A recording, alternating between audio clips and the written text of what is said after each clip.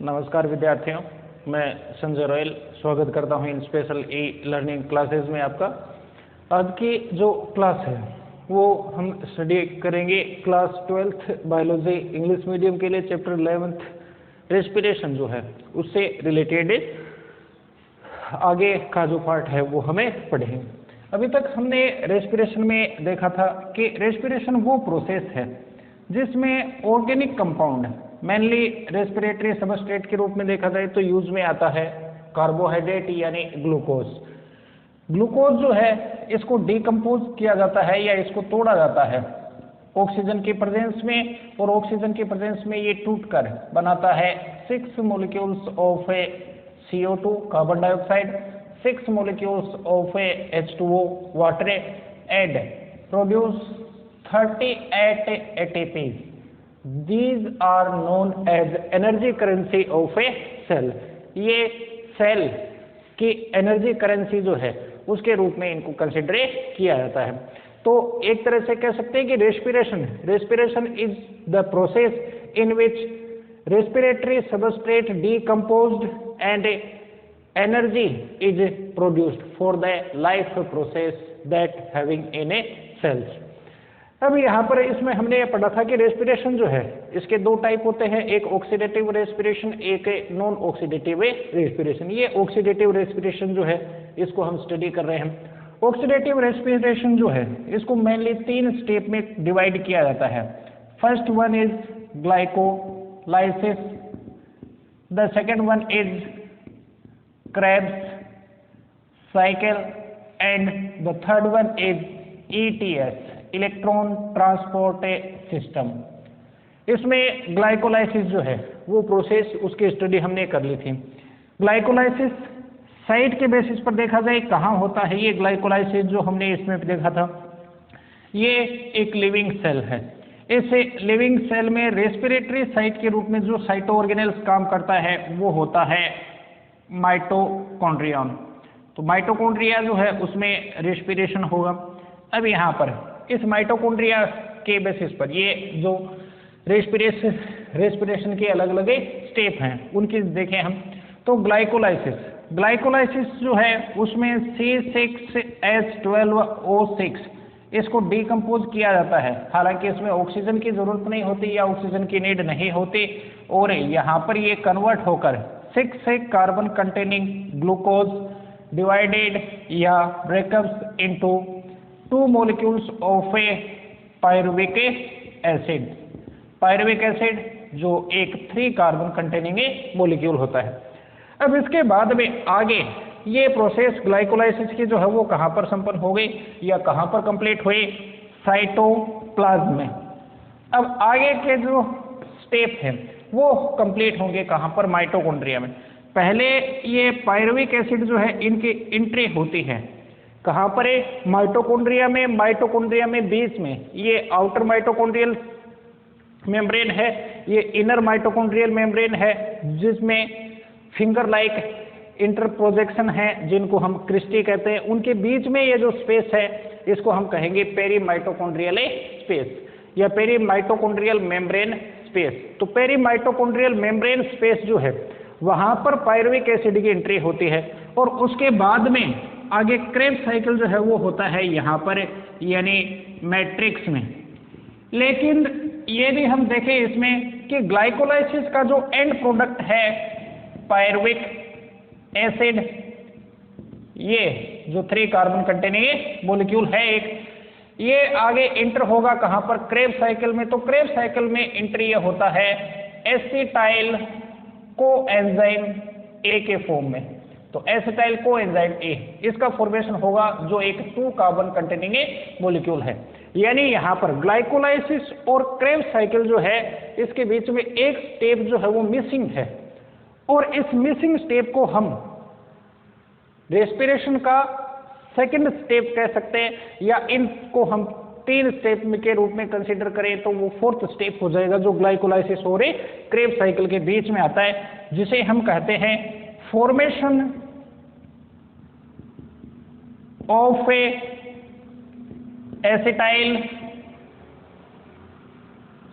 Acetyl coenzyme A. तो इस step के बारे में हम पढ़ेंगे। अगला स्टेप यानी सेकंड स्टेप क्रेब्स साइकिल की स्टडी करें, उससे पहले हमें formation of acetyl co enzyme A जो है उसकी स्टडी जो है वो करनी है। तो इस स्टेप में हम देखें पायरुविक एसिड के 2 मॉलिक्यूल हैं यहाँ पर, जो हमें ग्लाइकोलाइसिस की प्रोसेस जो है उससे अकर हुए हैं, और ये एक 3 कार्बन कंटेनिंग मॉलिक्यूल है। इसके ग्लूकोज से, एक ग्लूकोज से हमें 2 पायरुविक एसिड मॉलिक्यूल जो है वो मिले। ये पायरुविक एसिड के जो मॉलिक्यूल हैं वो रिएक्शन करते हैं कोएंजाइम ए से। इस रिएक्शन में साथ में पार्टिसिपेट करता है NAD निकोटिनेमाइड एडेनिन डाइन्यूक्लियोटाइड, और ये कन्वर्ट होता है NADH2 में। साथ में इसमें 3 और फैक्टर जो हैं उनकी जरूरत होगी। टोटल इस रिएक्शन में 5 को फैक्टर के नीड होती है। Coenzyme A, NAD, third one is magnesium ion, fourth one is lipoic acid that is write as LA, short में ये लिखा है जिसे लाइपोइक एसिड कहते हैं, और fifth one is TPP thiamine pyrophosphate. In presence of these 5 cofactor, pyruvic acid decompose in a 2 molecule of a acetyl coenzyme A and 2 molecule of a carbon dioxide. 2 carbon dioxide को ये produce करता है और 2 acetyl coenzyme A जो है ये बनाता है, जो 2 कार्बन कंटेनिंग मॉलिक्यूल है। इसकी एंट्री अब आगे जाकर क्रेब्स साइकिल जो सेकंड स्टेप है रेस्पिरेशन का ग्लाइकोलाइसिस के बाद में, उसमें इसकी एंट्री होती है। इस बेसिस पर हम ये कह सकते हैं कि क्रेब्स साइकिल जो है इसमें इंटर होता है एसिटाइल कोएंजाइम ए, जो कि ग्लाइकोलाइसिस का एंड प्रोडक्ट जो है वो है पायरुविक एसिड।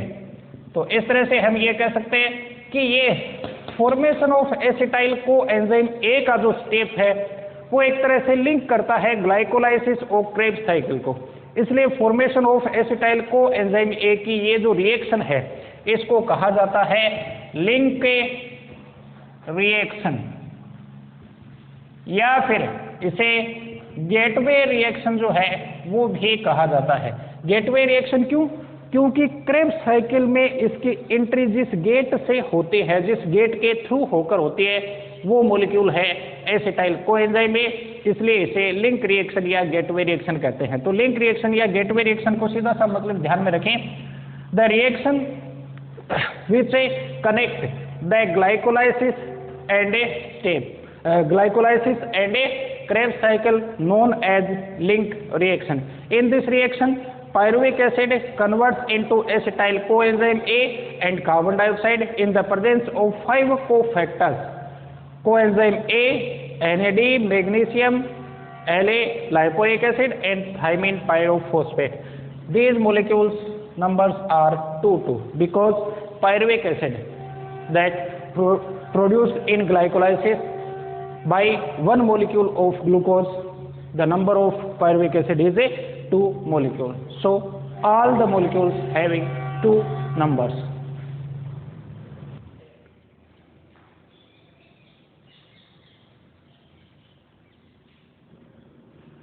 यदि हमें क्रेब्स साइकिल को समझना है तो इसका लीनियर डायग्राम यदि हम देखते हैं तो यूं थोड़ा कॉम्प्लेक्स सा लगता है, जो यूं लगता है कि याद नहीं होगा। इसको याद करने का एक सीधा सा तरीका जो है वो हम आपको बताते हैं, उसको ध्यान में रखें। सिट्रिक एसिड साइकिल जो है इसमें टोटल 10 स्टेप, टोटल 10 रिएक्शन होते हैं। वो जो टोटल 10 रिएक्शन हैं उनमें अलग अलग कार्बोक्सिलिक या ऑर्गेनिक एसिड जो हैं वो कन्वर्ट होते हैं एक दूसरे में। अब इनमें कौन कौन से ऑर्गेनिक एसिड जो पार्टिसिपेट करते हैं क्रेब्स साइकिल में उनको ध्यान में रखें, वो भी step by step. First acid is a citric acid, इसको ध्यान में रख लें। सिट्रिक एसिड जो है वो उसके बाद में कन्वर्ट होता है सिस एकोनेटिक एसिड। इसके बाद में नंबर 3 पे आता है आइसोसिट्रिक एसिड। ये 3 ऑर्गेनिक एसिड हो गए। आइसोसिट्रिक एसिड जो है वो फिर कन्वर्ट होता है ऑक्सेलो सक्सिनिक एसिड में। इसमें बुक में ध्यान में रखें ऑक्सेलो एसिटिक एसिड दिया हुआ है, हालांकि वो 10th एसिड होगा, 10वां एसिड होगा। ये 4th एसिड जो है जो आइसोसिट्रिक एसिड के बाद में बनता है वो ऑक्सेलो सक्सिनिक एसिड है। ऑक्सेलो सक्सिनिक एसिड के बाद में अगला जो एसिड होगा अपने वो होगा alpha keto glutaric acid. Alpha keto glutaric acid. Alpha keto glutaric acid के बाद में है सक्सिनाइल कोएंजाइम ए। 7th पे सक्सिनिक एसिड। 8th एसिड जो इसमें होगा वो होगा फ्यूमेरिक एसिड।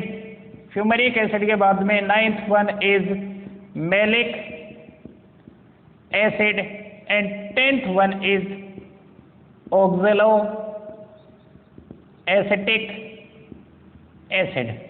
तो ये 10 जो एसिड के नाम हमने लिखे हैं वो आपको रट के याद करने हैं। यदि ये याद हो गए तो उसके बाद में हम क्रेब्स साइकिल को कैसे डिस्क्राइब करें वो डिस्क्राइब करना या वो डिस्क्रिप्शन जो है वो इसका एकदम आसान सा हो जाता है, जो आसानी से आपको ध्यान में रह जाएगा। तो उसके लिए आप इस चीज को समझें। ये 10 एसिड है, citric acid, cis aconitic acid, isocitric acid, oxalosuccinic acid. यही इसी ऑर्डर में इसको ध्यान में रखना है। इनमें से ध्यान में रखें ये 4 ऊपर वाले जो एसिड हैं ये है 6 कार्बन कंटेनिंग एसिड। इनमें 6 कार्बन होते हैं। 5th वन जो है इसमें 5 कार्बन है और ये नीचे वाले जो हैं 5 ये जो है वो 4 कार्बन कंटेनिंग एसिड हैं। अब इस नंबर से कार्बन नंबर से जो है उससे भी एक चीज जो है वो समझ में आती है जिसको हम आगे स्टेप बाय स्टेप देखेंगे। तो हमें अब क्रेब्स साइकिल जो है इसको स्टडी करते हैं या इसका लाइनर डायग्राम कैसे बनाया जाता है उसको देखते हैं। शुरुआत जो है इसकी हम करेंगे गेटवे रिएक्शन से। गेटवे रिएक्शन जिसमें पायरुविक एसिड था, हम पहले पायरुविक एसिड का एक मॉलिक्यूल लेकर चलते हैं, बाद में हम इनकी संख्या जो है वो 2-2 कर लेंगे। पहले एक 1 बाय 1 चलते हैं। सबसे पहले पायरुविक एसिड जो है वो कन्वर्ट होता है किसमें, पढ़ा था हमने, एसिटाइल कोएंजाइम ए में। इसमें साथ में NAD जो है वो कन्वर्ट होता है किसमें, NADH2 में भी। ये चीज यहां तक हमने पढ़ ली थी। इसमें साथ में कार्बन डाइऑक्साइड जो है वो बाहर निकल जाती है। एक मॉलिक्यूल एक पायरुविक एसिड से एक कार्बन डाइऑक्साइड 2 होंगे तो 2 निकल जाएंगे। पहले हम एक को लेकर चलते हैं।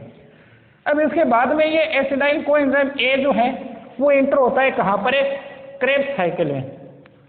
इस एसिटाइल कोएंजाइम ए की रिएक्शन जो ये मैट्रिक्स में जाएगा, मैट्रिक्स में जाते ही ये रिएक्शन करता है किससे, लास्ट वन जो है उसको रख लें क्योंकि शुरुआत इससे होती है, बाद में लास्ट में जाकर ये वापस बन जाता है, इसलिए इसको ध्यान में रखें। 4 कार्बन कंटेनिंग एक एसिड है ऑक्सेलो एसिटिक एसिड। तो ये अपना ऑक्सेलो एसिटिक एसिड, यदि थोड़ा छोटा लिख रहे हैं क्योंकि बोर्ड पे आएगा नहीं, यदि नहीं ध्यान में आ रहा है तो इसका स्नैपशॉट या स्क्रीनशॉट लेके आप उसको थोड़ा सा जूम करके एक बार इसको देख लें। तो ऑक्सेलो एसिटिक एसिड जो है वो रिएक्शन करता है या उसके साथ में ऐड होता है ऑक्सेलो एसिटिक एसिड जो 4 कार्बन कंटेनिंग मॉलिक्यूल है या कंपाउंड है और ये 2 कार्बन कंटेनिंग कंपाउंड है। ये दोनों आपस में जुड़ जाते हैं एक एंजाइम की प्रेजेंस में जिसे हम कहेंगे सिट्रिक एसिड सिंथेटेज। तो सिट्रिक एसिड सिंथेटेज ये जो एंजाइम है इसकी प्रेजेंस में आपस में जुड़ते हैं और ये जुड़कर बनाते हैं सिट्रिक एसिड। अब इसमें सिट्रिक एसिड में टोटल 4 + 2 यानी 6 कार्बन होंगे। ये 6 कार्बन कंटेनिंग मॉलिक्यूल है ये सिट्रिक एसिड। अब आगे आप स्टेप बाय स्टेप जो है वो इनको लिखते रहें। Citric acid converts into cis aconitic acid, it is converted into isocitric acid. Isocitric acid converts into oxalosuccinic acid. It is converted into alpha ketoglutaric acid. Alpha ketoglutaric acid converts into succinyl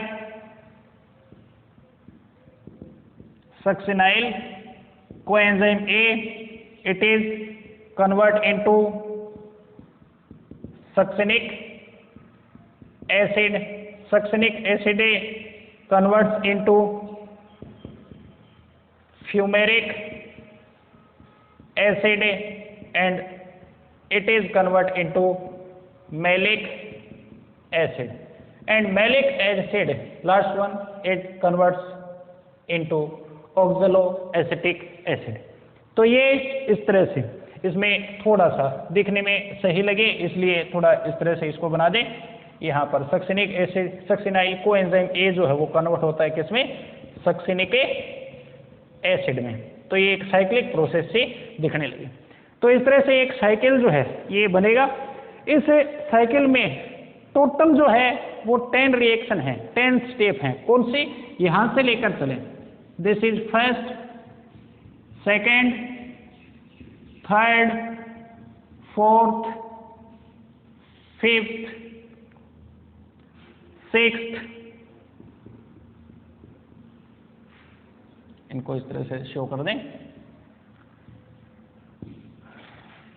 sixth, it is seventh, eighth, ninth and last one is 10th। तो total 10 step जो हैं वो इनमें हैं। अब in total 10 step जो हैं उसमें मेन स्टेप जो है वो कौन से हैं? तो इसको यहां तक इसको बनाने के लिए केवल ये सीधा सा लिख दिया। इन 10 को ध्यान में रख लें, इनको step by step, first, second, third, इनको स्टेप बाय स्टेप एक साइकिल के रूप में जोड़ दें। ये क्रेब्स साइकिल बन गया। अब इसमें कुछ मेन जो स्पेशल रिएक्शन हैं, जो स्पेशल स्टेप हैं, उनको ध्यान में रखोगे। कुछ स्पेशल स्टेप जो है उसको ध्यान में रखने के लिए कार्बन जो है, number of carbon atoms that are present in the compound molecule is a important. Citric acid, cis aconitic, isocitric and oxalosuccinic acid are 6 carbon containing compounds. यहाँ तक ये जो है इनमें 6 कार्बन हैं, इसमें भी 6 कार्बन हैं, इसमें भी 6 कार्बन हैं। ध्यान करें यहाँ पर कार्बन एटम्स जो है वो कितने हैं? 5। इसका मतलब एक कार्बन जो है वो निकल गया किसके रूप में? कार्बन डाइऑक्साइड के रूप में। यहाँ डे कार्बोक्सिलेशन होगा। कार्बन डाइऑक्साइड का निकलना डे कार्बोक्सिलेशन प्रोसेस कहलाती है। ये ऑक्सैलो अल्फा कीटोग्लूटेरिक एसिड जो है वो 5 कार्बन कंटेनिंग कंपाउंड है। इससे बनता है सक्सिनाइल कोएंजाइम ए जो 4 कार्बन कंटेनिंग है। इसका मतलब यहाँ पर भी एक CO2 कार्बन डाइऑक्साइड मॉलिक्यूल जो है वो बाहर यहाँ पर निकलता है। तो यहाँ पर भी इसको बाहर निकलता हुआ शो कर दें या इसे बाहर निकलता हुआ दिखा दें। इसके बाद में आगे और जो स्टेप आते हैं, अब यहाँ पर इस बेसिस पर देखें तो step number 5th important step जो हैं वो कौन से हैं? इनमें इंपॉर्टेंट स्टेप्स इन्हें क्रेब्स साइकिल, उसको ध्यान में रख लें। तो वो है 5th and 6th। In these 2 steps carbon dioxide release, day carboxylation step ये कहलाते हैं। इसके बाद में इवन और odd number, first, third, 5th, 7th ये ऑड नंबर है, जबकि इवन नंबर में 2nd, 4, 6, 8, 10 ये है। इवन नंबर ध्यान में रखें, 5 हैं इसमें, 2nd, 2, 4, 6, 8 और 10। इसमें से पहले स्टेप को यानी सेकेंड स्टेप को छोड़ दें, उसके बाद में आगे वाले number 4th, number 6th, number 8 and number 10। ये जो 4 स्टेप हैं इनमें डिहाइड्रोजनेशन या रिडक्शन होता है किसका, NAD का, और उसमें प्रोड्यूस होते हैं NADH2। जैसे यहाँ पर ये हुए हैं इसी तरह से इसमें भी ये जो है इसको ध्यान में रख लें 8th को, यानी ध्यान में रखने वाले स्टेप हुए 4, 6 और 10 जिसमें NAD बनेंगे। 8th जो है उसमें भी रिडक्शन होता है लेकिन उसमें रिडक्शन होता है FADH2 का, तो उसमें FADH2 बन जाते हैं, यानी इवन नंबर में है ये 4, 6 और 10 में NADH2, 8 में जो बीच में रह गया था इवन नंबर में स्टेप वो है FADH2। इसके बाद में एक स्टेप जो है वो है 7th स्टेप। 7th स्टेप में प्रोडक्शन होता है एक GTP का। अब यहाँ पर इनको इसमें शो कर दें।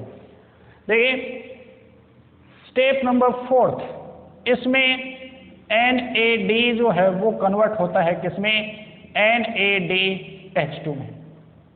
इसके बाद में आगे 6th, इस स्टेप में भी NAD जो है वो कन्वर्ट होगा किसमें, NADH2 में। इसके बाद 8th में देखें FAD जो है FAD ये कन्वर्ट होता है FADH2 में। इसके बाद आगे 10th, इसमें भी एक NAD जो है वो कन्वर्ट होता है NADH2 में। इसके बाद बचा 7th में देखिए ये जो स्टेप है यहाँ पर एक GDP जो है वो कन्वर्ट होता है एक GTP में। GTP जो है वो इक्वल होता है ATP के, जो एनर्जी करेंसी होती है सेल के, उसके इक्वल ये माना जाता है। तो ये इस तरह से इंपॉर्टेंट स्टेप जो है वो ये आए।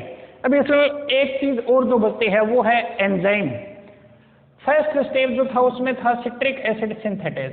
एंजाइम के नाम भी याद रखने की जरूरत नहीं है, समझ लें। ये जो है जिसमें रिडक्शन हो रहा है, यानी step number 4th, 6th, 8th and 10th, in these 4 steps enzymes are dehydrogenase। तो यहाँ पर एंजाइम होगा डिहाइड्रोजिनेज। हालांकि सबस्टेट के बेसिस पर इसे सिट्रिक एसिड डिहाइड्रोजिनेज कह देते हैं, यहाँ पर अल्फा कीटो ग्लूटामेट डिहाइड्रोजिनेज बोल देते हैं, लेकिन वो लिखने की जरूरत नहीं है, सीधा सा लिख दें। यहाँ ये डिहाइड्रोजिनेज है, यहाँ पर भी डिहाइड्रोजिनेज, यहाँ पर भी dehydrogenase and here also dehydrogenase. तो ये 4 स्टेप में आ गए।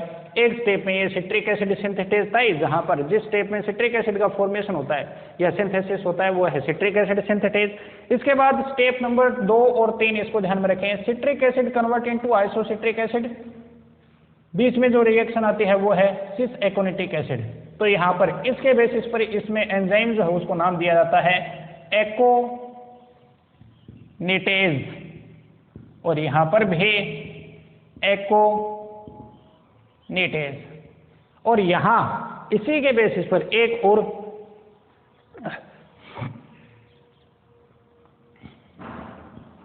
इस स्टेप में भी फ्यूमेरिक एसिड जब मैलिक एसिड में कन्वर्ट होता है तो यहाँ पर जो एंजाइम है वो होगा फ्यूमेरेज। इसके बाद में जीटीपीज जहाँ प्रोड्यूस होते हैं, एटीपी बनते हैं, खर्च होते हैं, वहाँ पर एंजाइम आता है काइनेज। तो यहाँ पर भी काइनेज एंजाइम या थायोकाइनेज एंजाइम जो है वो प्रेजेंट होगा। इसके बाद बचा केवल ये एक स्टेप जिसमें CO2 बाहर निकल रही है। CO2 का बाहर निकलना यानी डी कार्बोक्सिलेशन, तो इसे हम कहेंगे डी कार्बोक्सिलेज। ठीक है, अब एक एक के बेसिस पर हमने ये बनाए हैं। यदि हम लेकर चलें कि ग्लूकोज का एक मॉलिक्यूल पायरुविक एसिड के 2 मॉलिक्यूल को प्रोड्यूस करता है, तो ये जितने भी हैं इनकी सबकी संख्या जो है वो क्या कर दें, 2-2 कर दें।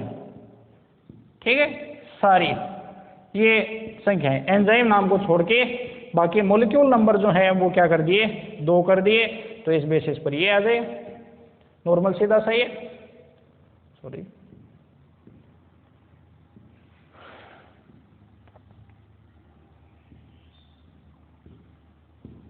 ये इस तरह से पूरा ये क्रेब्स साइकिल जो है वो बन गया। अब इसको हम डिस्क्राइब कैसे करें, 10 स्टेप बाय स्टेप में, जैसे बुक में दे रखा है उसके according. Step number first heading के रूप में डाल दें, या पॉइंट 1, ऑक्जेलो एसिटिक एसिड, या यूं कर सकते हैं, acetyl co enzyme A इंटर्स into mitochondrial matrix and react with oxaloacetic acid in the presence of citric acid synthetase enzyme and produce citric acid molecules that is a 6 carbon containing a molecule. Second, citric acid in the presence of aconitase enzyme converts into cis-aconitic acid. Third, cis-aconitic acid converts into isocitric acid in the presence of aconitase enzyme. Fourth one, isocitric acid in the presence of dehydrogenase enzyme converts into 2 molecules of oxalosuccinic acid. In this reaction, 2NAD reduced into 2NADH2, या ये लिख सकते हैं, in this reaction 2NADH2 molecules produced. Fifth one, 6 carbon containing oxalosuccinic acid converts into 5 carbon containing acid alpha ketogluteric acid in the presence of decarboxylase enzyme. In this step, 2 molecule of carbon dioxide release outside, या 2 carbon dioxide molecule जो हैं वो release होते हैं। Sixth one, 2 alpha ketogluteric acid converts into 4 carbon containing acid succinyl coenzyme A. In this reaction completes in the presence of dehydrogenase enzyme. In this reaction 2 molecule of NADH2 are also produced. 2 molecule of CO2 released in this step. Seventh one, succinyl coenzyme A in the presence of kinase enzyme converts into succinic acid. In this reaction 2 GDP molecule converts into 2 GTP molecule. These are equal the ATP molecule. Succinic acid converts into fumaric acid in the presence of dehydrogenase enzyme. In this step 2FAD reduced into 2FADH2. Malic, आगे अगला ये 9th one, fumaric acid converts into malic acid. And last step 10th, malic acid in the presence of dehydrogenase enzyme converts into oxaloacetic acid to NADH2 also produced in this reaction। तो ये main जो reaction है वो इसकी हुई। अब यहाँ पर इस बेसिस पर यदि हम समरी देखें, क्रेब्स साइकिल जो है जो हमने ये पढ़ा है, इसमें मेन चीज जो आई वो क्या हुआ, ये ऑक्सैलोएसिटिक एसिड जो यहाँ से शुरू हुआ था वो वापस इसमें कन्वर्ट हो गया। इस पूरे क्रेब्स साइकिल में जो मेन चीज हुई है वो क्या है, ये एसिटाइल कोएंजाइम ए, एक एसिटाइल कोएंजाइम ए में 2 कार्बन थे, एक कार्बन यहाँ निकल गया, एक यहाँ निकल गया, ये कार्बन डाइऑक्साइड के रूप में बाहर निकल गए। डीकार्बोक्सिलेशन यहाँ पर या डीकम्पोजिशन होता है एक तरह से देखा जाए तो एसिटाइल कोएंजाइम ए का। बाकी जो ये हमने एसिड बनाए हैं ऑर्गेनिक एसिड, वो सारे वापस साइक्लिक प्रोसेस में उसी रूप में हमें वापस मिल जाते हैं। तो मेनली यदि देखा जाए, यदि हम पायरुविक एसिड से लेकर चलें इसको, चलो समरी में हम देखें तो पायरुविक एसिड से इसको लेकर चलते हैं। तो इस बेसिस पर यदि देखा जाए तो इंटर हुआ था क्रेब्स साइकिल में, हालांकि ये लिंक रिएक्शन है लेकिन क्रेब्स साइकिल में इसको हम जोड़ के दिखाते हैं साथ में। तो इस बेसिस पर देखा जाए तो पायरुविक एसिड ये है 3 कार्बन कंटेनिंग मॉलिक्यूल जो आया था कहां पर, कहां से, ए ग्लूकोज से। तो पायरुविक एसिड जो है ये कन्वर्ट हो गया किसमें, एसिटाइल कोएंजाइम ए में, और फिर ये लास्ट में कन्वर्ट हुए किसमें, 2 और 2 4 तो यहाँ पर कार्बन डाइऑक्साइड निकल गए, 2 कार्बन डाइऑक्साइड यहाँ पर भी निकले हैं, तो टोटल 6 जो कार्बन थे उसमें से 2 यहाँ निकल गए, 4 यहाँ निकल गए, प्लस साथ में हमें क्या मिले, 2 2 4 2 6 2 8 यहाँ पर मिले हैं हमें NaDH2, प्लस 2 हमें यहाँ पर मिले हैं FADH2 एंड प्लस 2 हमें यहाँ पर मिले हैं GTP। तो इस तरह से ये टोटल जो है वो एंड प्रोडक्ट जो है वो हमें मिले। अभी तक यहाँ तक ध्यान में रखें, जो रिएक्शन हमने लिखी थी शुरुआत में C6H12O6 in the presence of 6 molecule of oxygen converts into 6 molecule of carbon dioxide 6H2O and produce 38 ATP। हमें ये जो है ये कन्वर्ट हो गया 6 कार्बन, ये 2 स्टेप हमें मिल चुके हैं। अभी तक यूज नहीं हुआ है ऑक्सीजन का, वाटर मॉलिक्यूल जो है वो प्रोड्यूस नहीं हुए हैं, टोटल 38 एटीपी जो मिलने चाहिए वो भी नहीं मिले हैं। हमें एटीपी जो है वो मिल चुके हैं, टोटल 2 तो मिले थे, कहाँ पर ग्लाइकोलाइसिस में, 2 इसको मान लें जीटीपी वाले को, तो टोटल 2 + 2 यानी अभी तक 4 ही एटीपी हुए हैं। नंबर 34 एटीपी अभी तक अब्सेंट हैं, वो आएंगे अगले स्टेप में यानी ईटीएस में। तो ईटीएस में हम उसको देखेंगे। तो मेन ये एक इंपॉर्टेंट क्वेश्चन बनता है क्रेब्स साइकिल का, इसको ध्यान में रखें। इसके लिए सीधा सी चीज है समरी के रूप में, ये 10 स्टेप 10 जो ऑर्गेनिक एसिड है इनको ध्यान में रखें स्टेप बाय स्टेप, 1 2 4 बार आप लिख के याद करोगे, आसानी से याद हो जाएगा। सिट्रिक एसिड है, सेकोनिटिक एसिड, आइसोसिट्रिक एसिड है, oxalosuccinic acid, alpha ketoglutaric acid, succinyl coenzyme A, succinic acid, fumaric acid, malic acid and last one is OAA, oxaloacetic acid. Step number 4 6 10 में NaDH2 प्रोड्यूस होते हैं, नंबर 8 में FADH2 produce होते हैं, step number 5 और 6 में carbon dioxide बाहर निकल जाते हैं, जिससे ऑर्गेनिक एसिड जो है उसमें एक कार्बन कम हो जाता है। 6 कार्बन 6 कार्बन कंटेनिंग एसिड से 5 carbon containing 5 carbon containing acid से 4 कार्बन कंटेनिंग एसिड बनते हैं। नंबर 7 जो स्टेप है वहां पर जीटीपी प्रोड्यूस होते हैं। तो ये अपना क्रेब्स साइकिल का जो टॉपिक है रेस्पिरेशन से रिलेटेड ये कंप्लीट हुआ। आज के लिए इतना ही, धन्यवाद।